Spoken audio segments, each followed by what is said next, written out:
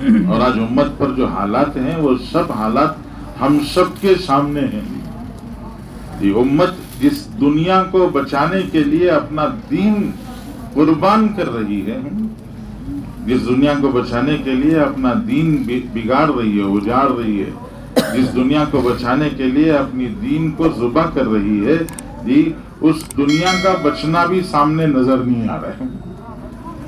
حالات اتنی تیزی کے ساتھ میں بدل رہے ہیں کہ وہ دنیا بھی سلامت رہے گی یہ سمجھ میں نہیں آ رہا. اور اللہ معاف فرمائے، امت اس درجے گہری نیند میں سوئی ہوئی ہے، کچھ بھی احساس نہیں ہے. حالات کس درجے تبدیل ہو رہے ہیں، کیا ہو رہا ہے، کیا کچھ یہ تبدیلیاں آ رہی ہیں. یہ ایک بے حسی کا عالم ہے، ایک بے حسی کا عالم ہے. اسی کیفیت کے ساتھ میں یہ ہم سب گزر رہے ہیں. تقریباً پورے شہر کے تقریباً میرا اندازہ ہے کہ یہ 2-3 دن کے اندر ایک خبر پورے شہر کے علماء تک پہنچی ہے.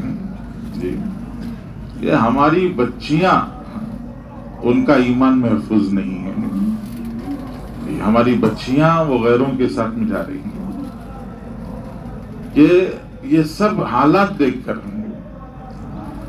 ہمارے بزرگوں نے فرمایا کہ صرف اتنا سوچنا ہے کہ جو کچھ ہم کر رہے ہیں وہ بہت بڑا کام ہے، اس سے انکار نہیں ہے. امامت کر رہے ہیں تو بڑا کام ہے، خطابت کر رہے ہیں تو بڑا کام ہے، یہ تدریس بڑا کام ہے، بڑی خدمت ہے، سب نبوی ذمہ داریاں ہیں اور یہ سب بڑے بڑے کام ہیں. ان میں سے کسی کام کا نعوذ باللہ استخفاف نہیں کیا جا سکتا، کسی کو ہلکا نہیں سمجھا جا سکتا ہے. سب بڑے بڑے کام ہیں، لیکن سوال یہ ہے کہ جتنا ہو رہا ہے یہ تو اللہ کا کرم ہے، لیکن کتنا باقی ہے یہ سوچنا چاہیے. یہ کتنا ہو رہا ہے، کتنا باقی ہے، اس کو غور کرنا چاہیے. ہر بیپاری ہر 2 دن ہفتے کے بعد دیکھتا رہتا ہے کہ کما رہا ہوں کہ گنوا رہا ہوں. کما رہا ہے تو خوش ہوتا ہے، گنوا رہا ہے تو سوچتا ہے کہ جی دکان جلدی بند کرنا چاہیے. گنوا کر پورا خالی ہو جانے سے بہتر ہے جو بچا وہ تو محفوظ کر لوں.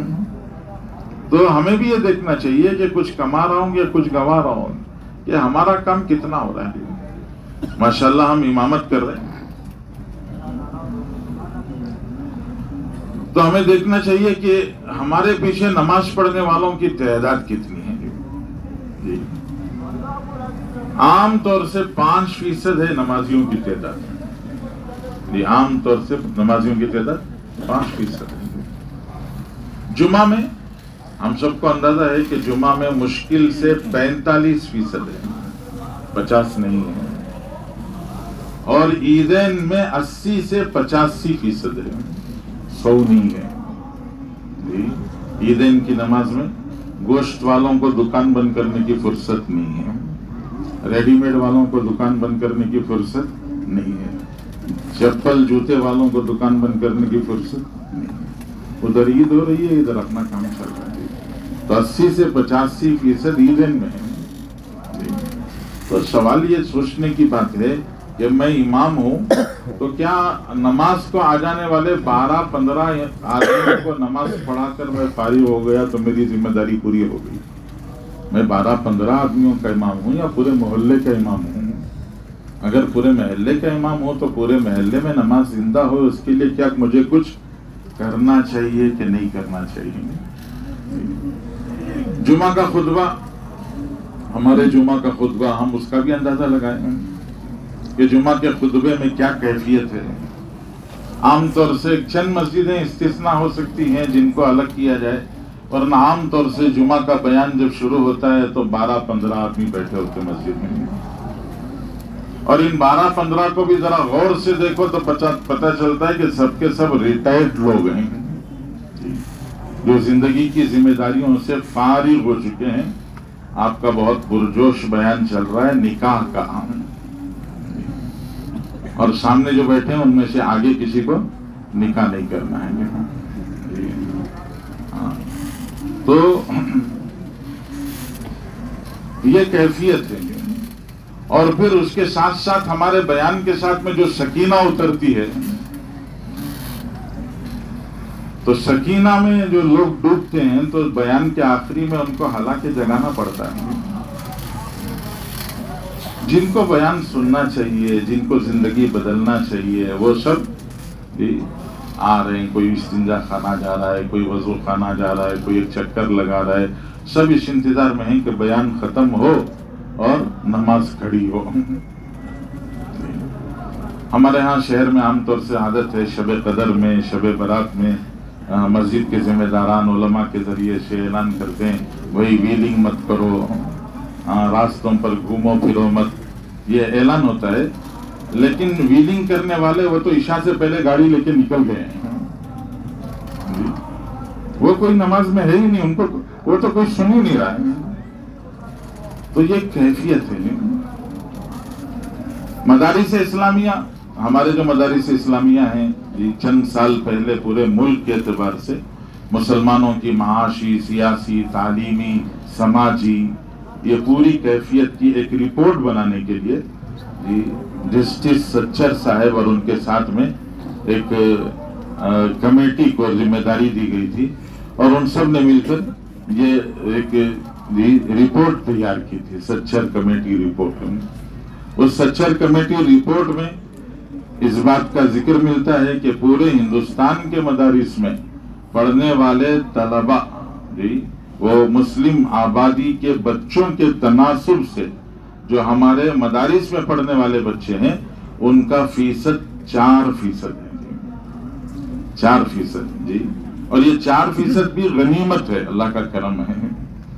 اور یہ 4% بھی مغربی بنگال، آسام، بہار، یو پی کو ملا کر ہے. اگر صرف ہمارے اپنے علاقے دیکھے جائیں، مثال کے طور سے اتی بلے ایک چھوٹا سا ٹاؤن ہے، یہاں کی آبادی معلوم کی جائے اور اس آبادی کے تناسب سے یہاں اگر یہ پوچھا جائے کہ اتی بلے کے کتنے بچے مدرسے میں پڑھ رہے ہیں، ایسے ایک علاقہ اگر معلوم کر کے دیکھا جائے تو 0.5% بھی نہیں ہے ہمارا تو 0.5% بھی نہیں ہے. ہم سب مدارس والے ہیں، بہت سارے ہیں ماشاءاللہ مدارس والے ہیں. ہمارے مدرسوں میں پڑھنے والے جو بچے ہیں ان بچوں میں جو طلب اور شوق ہے، اس طلب اور شوق کو دیکھ کر لگتا ہے کہ ہم خیر القرون میں تھے.